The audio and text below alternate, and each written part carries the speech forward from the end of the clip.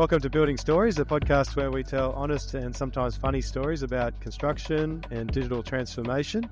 And I'm very excited to have Sellwyn Dsouza with us today. He's a passionate engineering professional who's worked across the Middle East, India, and into APAC, worked on marquee projects as a lead consultant, creating their digital construction strategy. And he is a self-proclaimed construction nerd, always fascinated about how things get built. And you mentioned, mate, you always stop and admire an active site when you pass by on the road. Thanks for having Gen me. Z. Yeah. Yeah, thanks for having me, Luke. Like I said, it was a bit of a shock when I was like, this seems good. A fresh perspective or a new perspective would be something that I'd be like, sort of try to bring in. But yeah, thank you for having me. Very excited to be here. I love what you guys are doing, especially with trying to create content around construction. I see that everyone, especially everyone my age, is always on their phone, either on TikTok or Instagram or Facebook or LinkedIn. And a lot of the times I speak to people my age and just from my cohort, and we find ourselves trying to look for stuff that might be interesting, but there's only so much streaming that you can watch and try to start learning from other professionals. And yeah, it's great getting your ideas out there and really support what you guys are doing. Yeah. Thanks, mate. Thank you. So let's talk about you for a minute. When you were growing up, were there any hints that you would get into this kind of digital construction industry? Oh, always, actually. I was born and raised in Muscat in Oman. It's a small town in the Middle East that not a lot of people have heard of, but I still remember from a very early age, I used to be in the backyard digging tunnels, digging infrastructure projects and designing smart cities. All of that was coming off the back of just watching mega structures on TV and having a big playground to myself. So I think I knew from a very early age that I wanted to get into construction, and very specifically, I want to get into how things are built. Coming into digital construction was something that just happened because by the time I started working, it was the norm, right? The way that a lot of people did tell us is you start off in construction, you go out on site and see how site goes on, and then you get into tech. But by the time that I got there, tech was a no-brainer. Every Already project there. had construction tech on it, and they needed professionals who understand this tech or use this tech. And more often than not, it was just a young guy who's reporting to a really old guy, and a really old guy trying to do really old things with new software. So yeah, that's generally just how I got started. But always been fascinated about construction.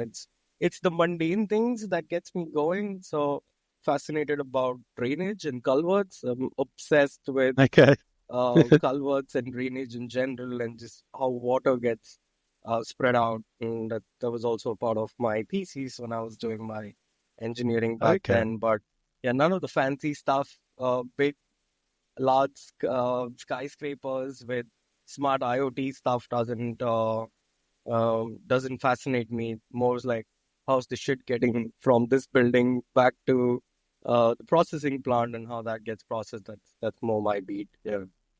Yeah. So did you do engineering like at university? Is that what you did originally? Correct. So I was born and raised in Oman, and then I got a scholarship to go study in India. So I moved to India in 2015, and I did my civil engineering there.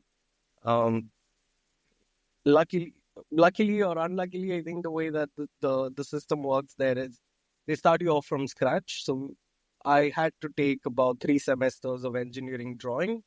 And I think I started off saying that a lot of people are not doing drafting these days, but it is true. It did help me sort of try to visualize how drawings get made, what drawings look like, how to interpret them. And that was just in uni. So I had that for 3 semesters, and then the last semester was, right, so now you understand the fundamentals. Can you do all of this in AutoCAD? I used to always be like, right, but I thought we were doing BIM these days where everyone's talking about designing in 3D and getting up from there. So that was the initial challenge, and that is what I had identified. It was like, right, so it's all going backwards still. So I was very lucky Yeah. very early on to get a job in BIM right out of uni.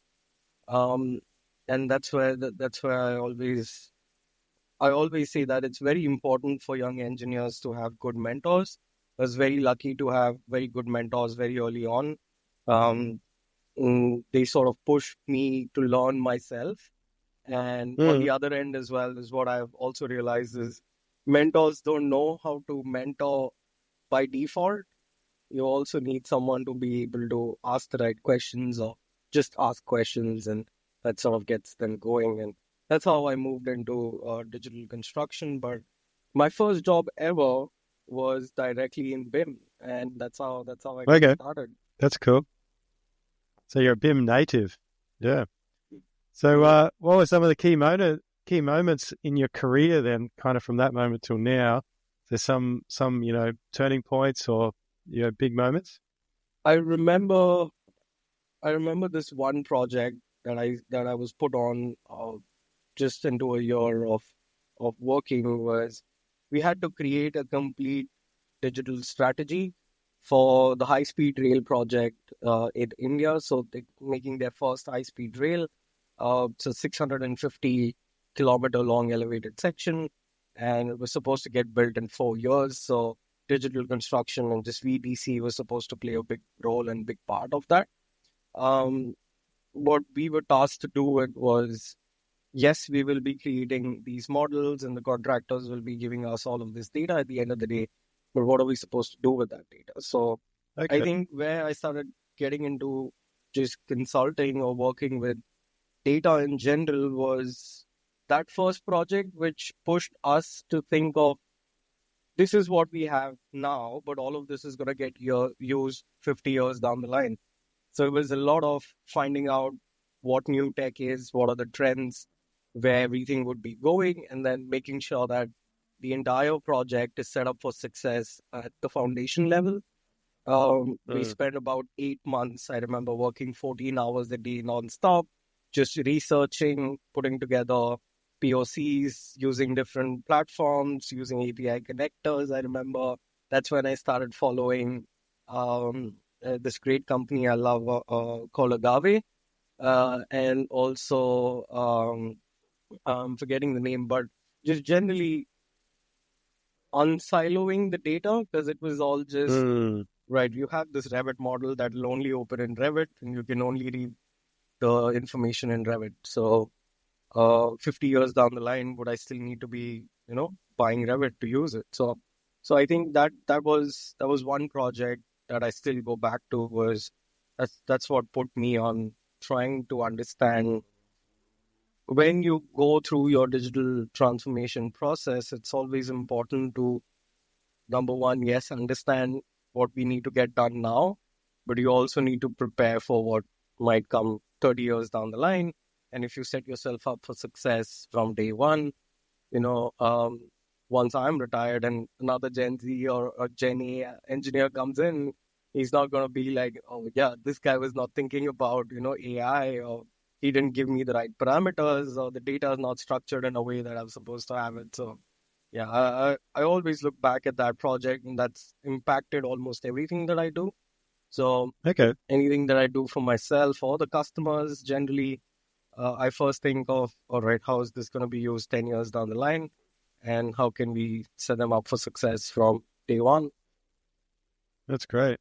How has the industry changed? Like, you entered the industry when BIM was already around.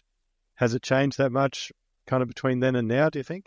Oh, absolutely. That's why I made the shift. So uh, I currently work with Cupics, and that's 360 reality capture. And the way that 360 reality capture is progressing, uh, the way that I see it is what, so there was AutoCAD to Revit, and then there was Revit to what next.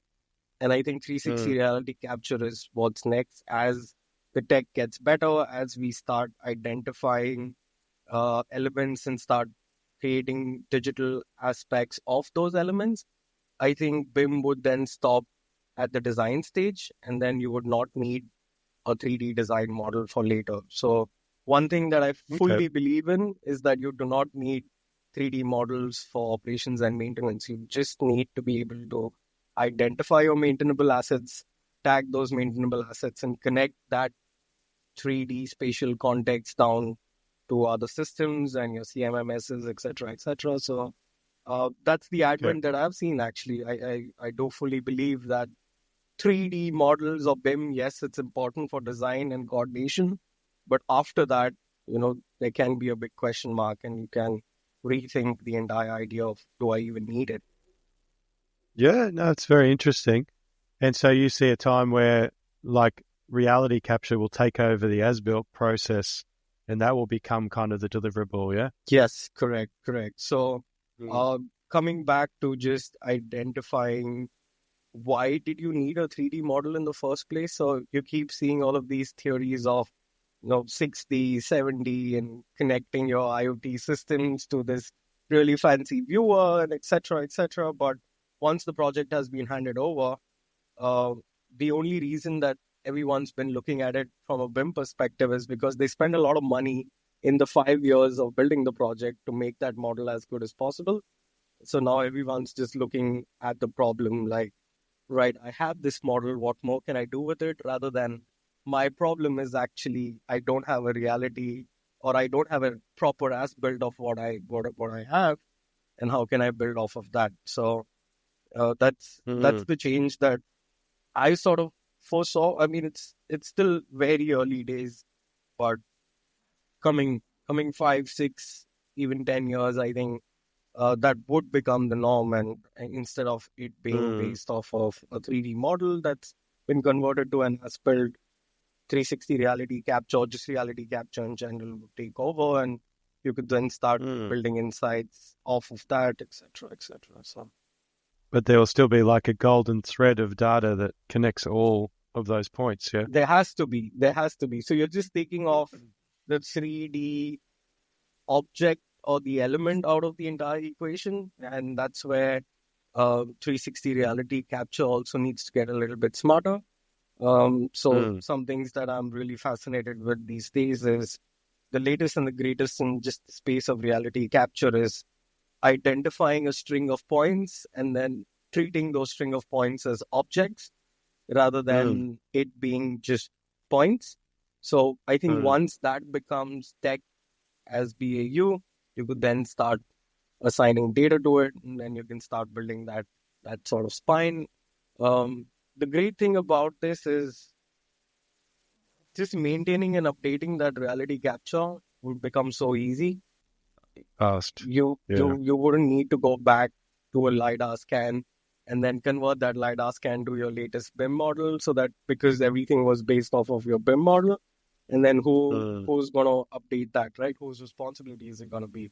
So it starts to get into contracts and all of that stuff. So yeah, why do you want to complicate the entire thing? While if you have a LiDAR, just use that as your reality, and then you can work off of that. So I fully believe, and that's where I could see the sort of market going. Another big push towards that was just moving to Singapore, working in the Singaporean market. Singapore is known to be at the forefront of most construction tech in our region very specifically. So I could see a lot of people starting to understand this. So it was just a no-brainer for me to identify that situation. Like I told you, because of that one project that I did very early on, everything was okay. What's the 10-year outlook look like? Right? Okay, right now it probably isn't working, but 10 years down the line, would it be norm? That was the answer to that. Have you faced any challenges in your journey? Because it sounds like you're always a few years ahead of the people around you. So how do you deal with that challenge, when you're dealing with people? The biggest challenge that I've faced is when I walk into a room and I say something that's sort of controversial. They always go like, who are you to tell me this? I've been building for 20 years. I've built 150 projects and they're all still standing. And why should I believe, what you're saying? So that's a big challenge that I've faced, especially when we get down to the decision makers who then, yes, they are looking at the outlook as well, but they don't share the same vision. And that becomes a real challenge.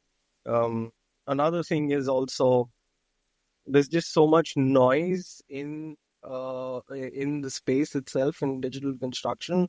If you want to get if you want to do coordination, for example, you have 10 tools available for that. But what's the True. right tool for the right job at the right time is a decision that's almost always affected by how much does it cost. So that's another thing that's been a big challenge is, yes, I like that product. Yes, it's doing what I need it to do. Yes, I have the expertise to use it. And yes, my team can use it and be trained on it, but it's too expensive. So so that's also been another big challenge that I have faced, because I still remember I've worked on both ends of the spectrum, mostly on telling people what to use, and they always pigeonhole you coming into the entire thing going like, this is my budget, work within this.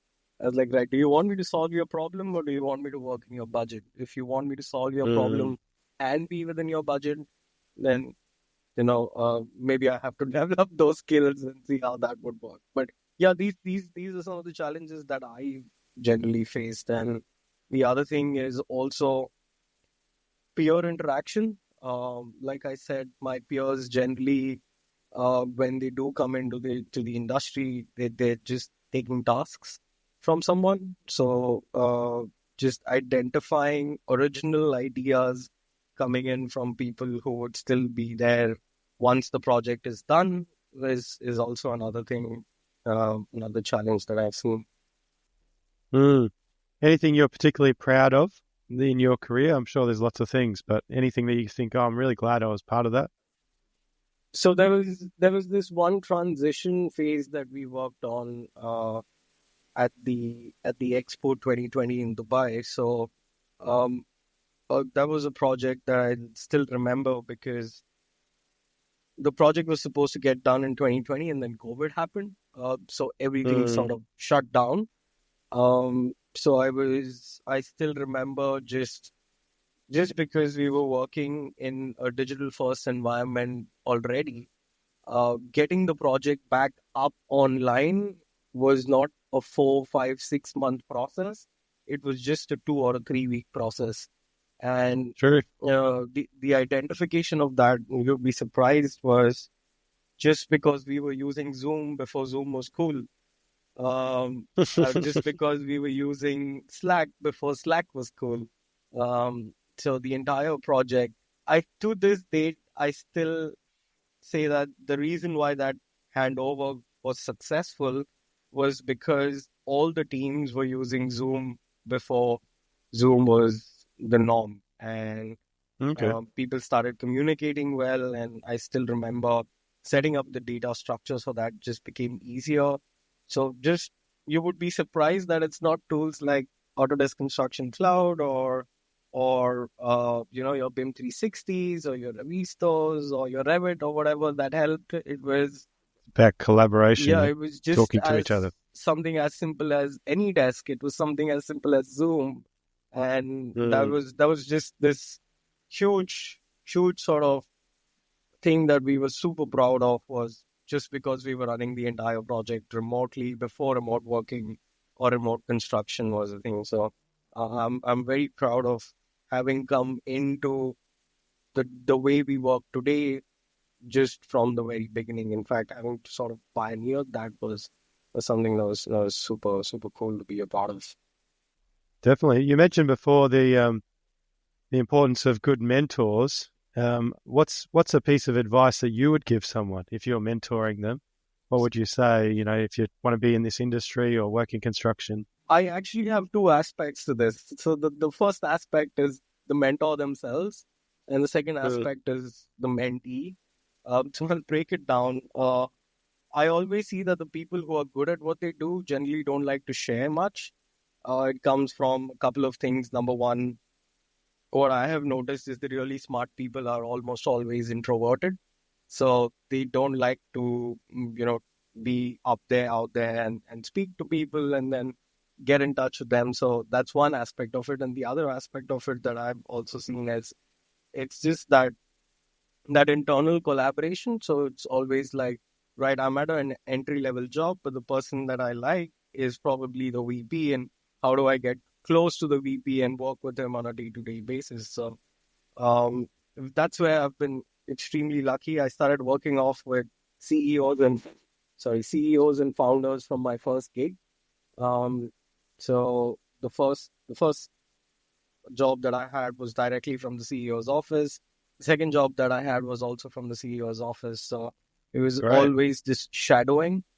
So that's another very important aspect of what I think is, number one, the mentor should be open to allowing people to just shadow them.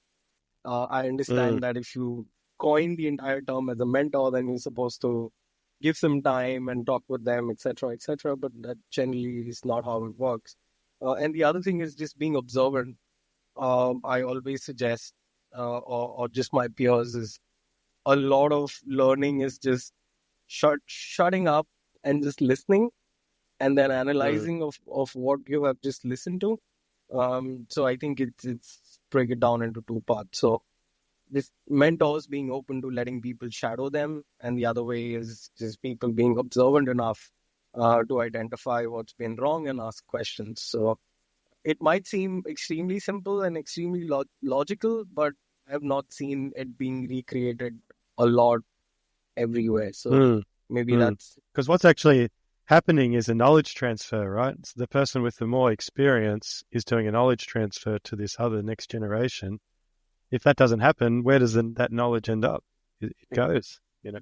And that's why I think content creation plays such an important role. Is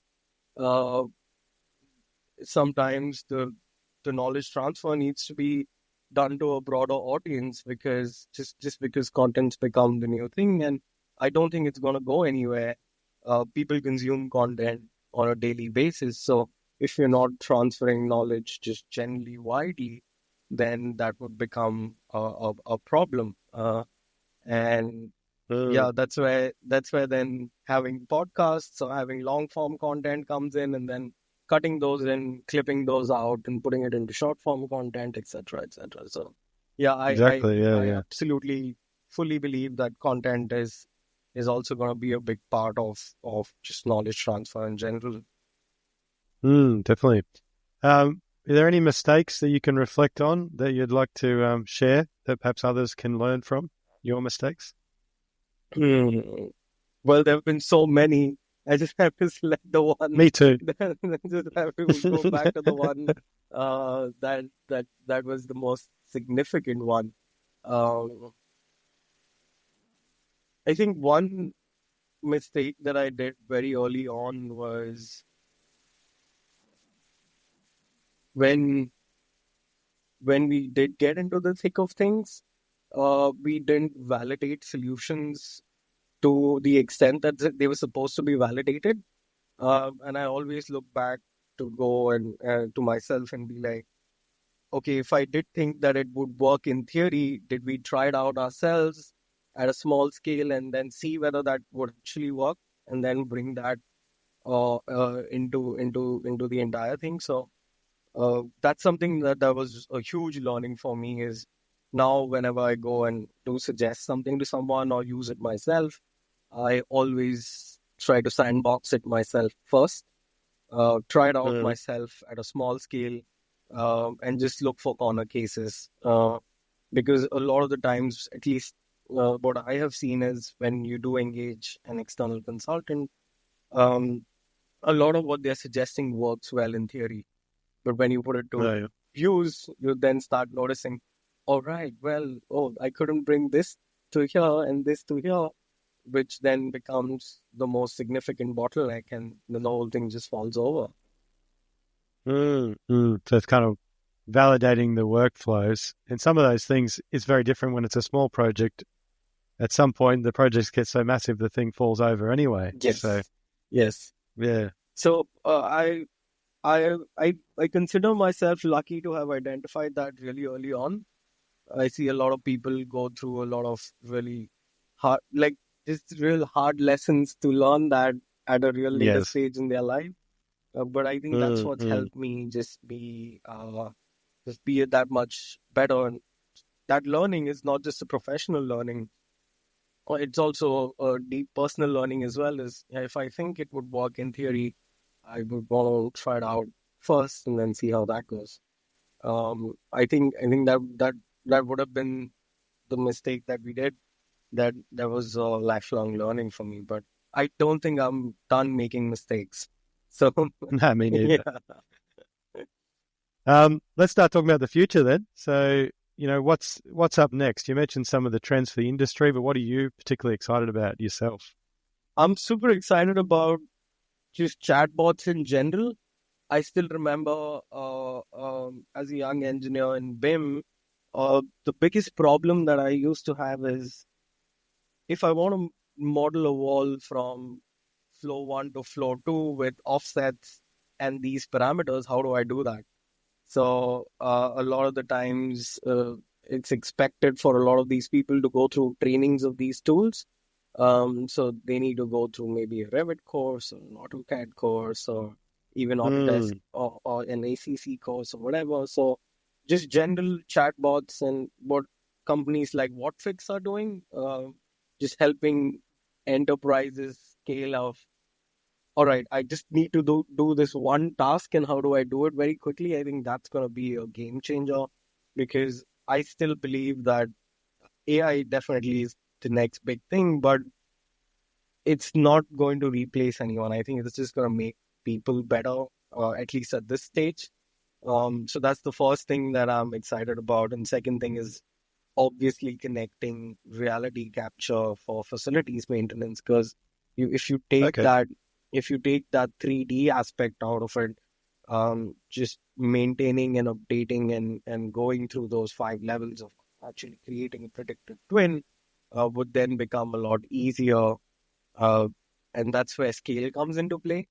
Because when you have to start scaling this to say I've been just doing this on a couple of projects to every project in the future needs to be on this. So I really believe that's where we're headed to. And I think you guys see that as well. It's just that piece of data that you can assign to, and that becomes a string to not just a model, but that Yeah. also connects to your drawings, also connects to what's coming in, etc. So, yeah. No, I definitely agree. I remember seeing some experiments with that years ago, but I think the idea is that it would just, like you said before, become the day-to-day, become more normal. Basically, the promise is you can digitize the world, right? Faster. You scan every building, scan every asset, and you don't have to make a Revit model. So that would be, sometime in the future, I think that we might have that type of massive, world twin. Yeah. So instead of going on a Google Earth, you'd probably go on a Google Twin, and that would be a reality, and see how that works. So and that's why I love working with Cupics, because that's the sort of vision that we They're share, leading the charge. and just you need someone to take charge in that category, because currently what we're doing is we're doing category creation.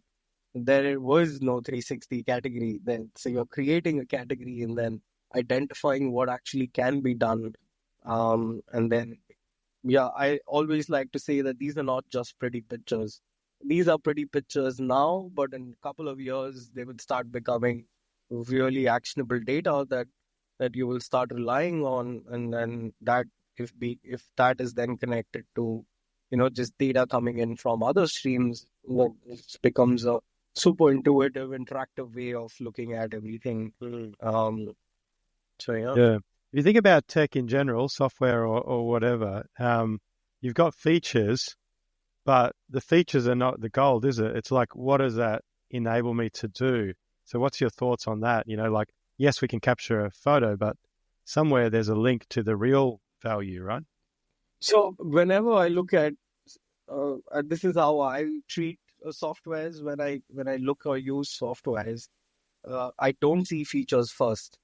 A lot of times, a lot of people go in and be like, these are the 10 features that we have, and these 10 features work this way. That's just not how I was programmed to approach these things. And coming back to just why, and that was because the first mentor that I had was always like, features are there to help you solve a problem. So can you look at the problem that you're having and then see if the features fit? Because you always use softwares as tools. And I understood that really early on, because that's, and just bringing that to the market was then, because in my head, I'm like, yeah, that's correct. These are just tools. You're supposed to solve a problem. So it's not like, oh, buy Revit and you'll be done. I mean, what do you do with Revit? How do you use Revit? Where's that data coming in? And I was like, great, awesome. Everyone probably gets this.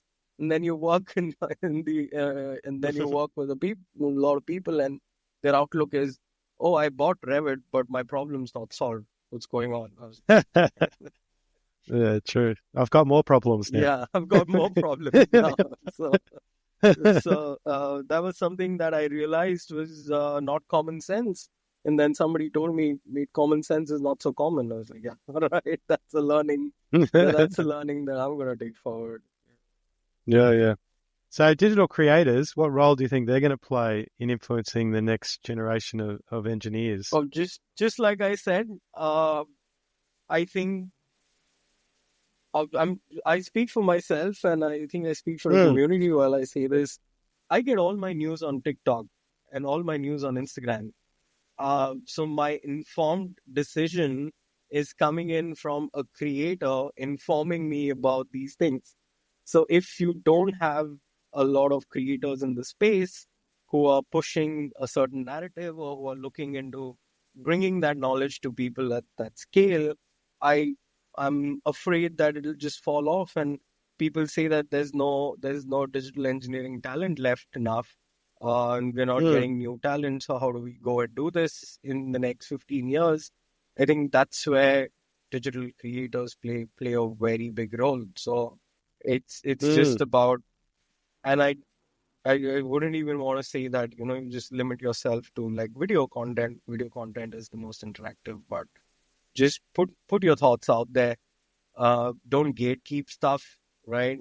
You never know what might reach whom and where it might get used. So I fully believe that everyone, being a content creator these days is as easy as picking up your phone and just going on to TikTok and just recording a video. That's all, right? It's become so easy, but yeah, I can imagine in an industry where people still type with two fingers, doing that would be a little bit difficult. So that's where I think just having content around this becomes so good. So even what you would call like professional content, which is to do with the industry and stuff, are you still seeing your generation consumes it on TikTok, Instagram, and not LinkedIn, or how do you see that? Yes, absolutely. So even the stuff that does come up on LinkedIn, I started using LinkedIn just because, just for professional reasons, because I wanted to switch jobs, and that was it. But if I were to go down and ask a peer or a friend, they'd be like, LinkedIn's boring. Like, why would I be on LinkedIn if I can just get that stuff on Instagram or TikTok? Even then, so just reaching that wider audience would benefit a lot. Yeah, no, that's so true. And what does like construction in the future look like? So you've got the design aspect, construction. How do you see this 5-10 years down the track? What does it really look like?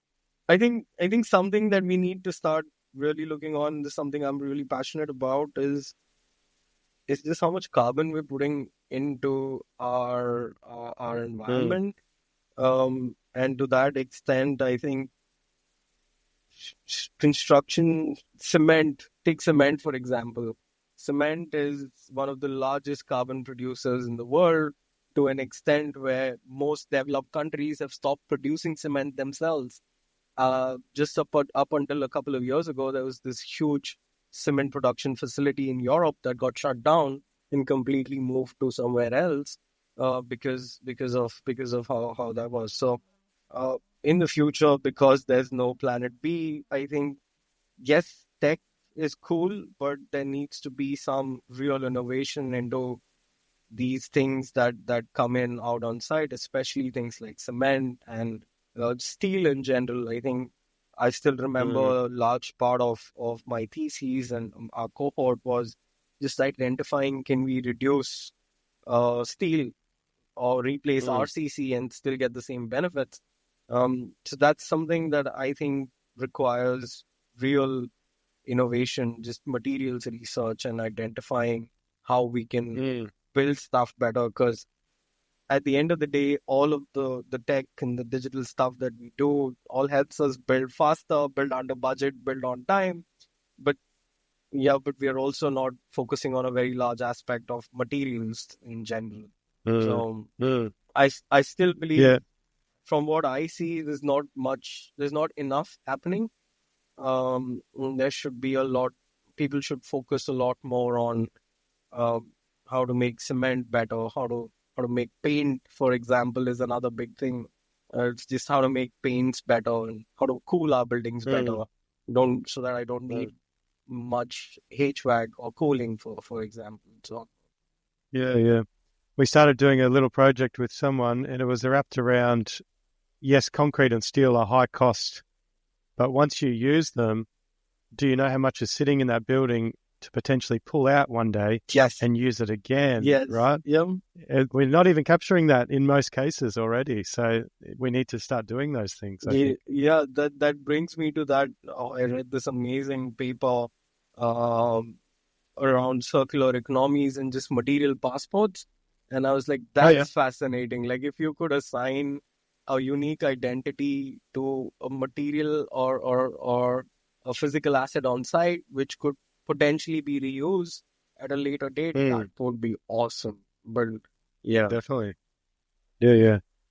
And what about data? How would you define actionable data for construction? See, this is where the question this is the question that I am always fascinated about is uh, at the end of the day, I think we're looking at individual projects of a size that use or consume data, but there's this Mm. huge chunk of construction that we're not even looking at, that's not digitized at all, and that's still on drawings, and that's still on Yes. 2D paper. So a big part of at least what I'd be fascinated or interested to work in is, can we use drawings itself and connect those drawings and bring those just drawings and that data back into circulation? Because yes, new buildings that are, upwards of 20 stories getting built today, all those are being done on BIM, and there's data and you're creating it, you're using it, etc. But what about this other chunk that no one's looking at? So I think So you're talking about historical buildings and the drawings are all sitting in the basement, that type of thing? those and just new smaller constructions, like say Oh, small, just a yeah, where you don't house, have a for BIM model. example. Mm. If you take Mm. a new development, or just the new suburb, how what do you think, how much tech or data penetration is there in building 20 houses of 2 stories each? Not much. So, but Mm. that's also a big part of what we're constructing, and that's also goes towards an understanding how all of that can be digitized, and that then brings me to uh, analyzing why. And the biggest question when you ask why is, it's because everything's so complicated, nothing's simple. So if there was something Mm. that was just simple, and that would still help, would just make everything a lot easier. So I've gotten to half of it. I asked why, and I understood because it's simple. Now you got to figure out the how do you make it simple. I'm working on that. Uh, so Okay. yeah, that's what I see with data, especially. Yeah, yeah. What we're learning as well is, there's the concept of doing data well and collecting it and using it, but at a grassroots level, it has to help a person do something. Do you know what I mean? Like, if I can't connect with somebody on site and say this is helping you in this way, often they kind of don't respect that the data's even there. Do you know what I mean? So that, yeah, I think a big role chatbots would play a big part in that in the future. It's just if I can just pull up my phone and I just go like, "Hey Siri, can you tell me? I'm standing in front of this wall. Can you tell me everything I need to know about this wall?" Um, I think that would then help penetrate at that grassroots level. But yeah, make it really easy. You're right. Yeah, and it's simple, right? cool. All that the user has to do is just, "Hey Siri, is my wall correct?" So, and then all the stuff that's happening in the back end is where the real magic happens. That's right. But yeah, like the best tech eventually becomes almost invisible, doesn't it? Yes, And it just exactly. becomes an Exactly. extension of how you work. Yeah. All right, we have a bit of a quick fire round at the end. A few silly questions. First one is your favorite tool. Is it hammer or a screwdriver or is it duct tape? It has to be a duct tape. Yeah, I think so. I think so. It has to be. I think it is the greatest invention. So there are two great inventions. There's duct tape and then there's WD-40. I think you could fix everything with just these two. So you don't need to have a big garage with power tools. If you have duct tape and WD-40, everything around the house is getting done, fixed well. So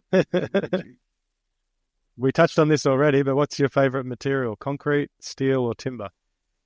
It has to be concrete.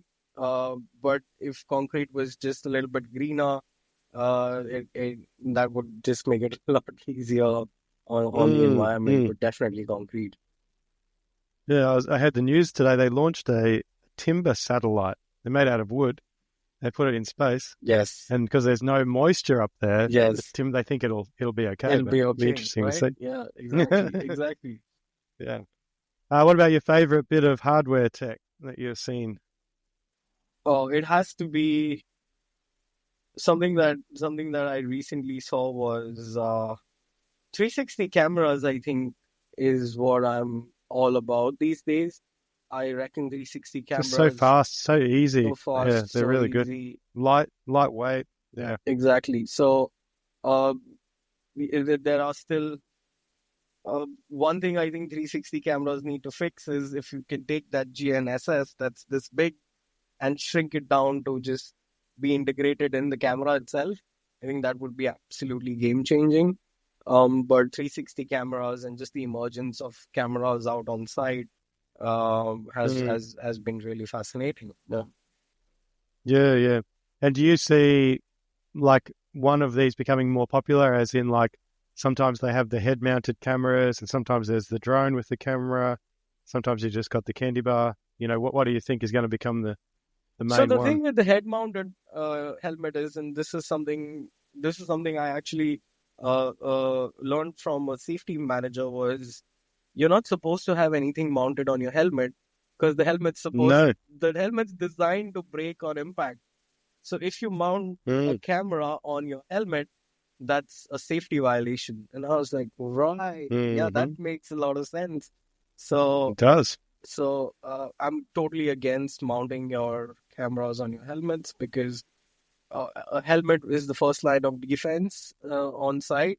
And actually, it's fascinating. It took so long to make helmets the norm on site. So if it took you like 15, 20 years just to ensure that everybody on site is wearing a helmet, why would you go out and, disrupt all of that by attaching something to it? So definitely a big no-no on helmets. But I think autonomous vehicles and as just drones get smarter and lighter, it will become the next thing because, you stop seeing people out on site.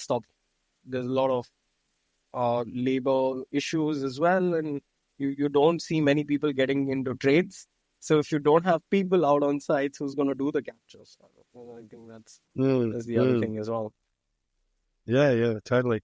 All right, mate. Any final thoughts? How can people reach you? How can they get in contact with you? So follow me on Instagram, Twitter, LinkedIn. Don't follow me in real life. And you can generally find me at Sellwyn on all my socials. I'd much rather connect with people on Instagram rather than LinkedIn. But if you're about 45 and if you still want to connect, I'm still available on LinkedIn. All right. Sounds good, mate. Thank you so much for your time. Thank you, Luke. And been a really great conversation. And Awesome. wish you all the best. Thanks for having me, and thanks for doing this. Thanks, mate. Bye-bye.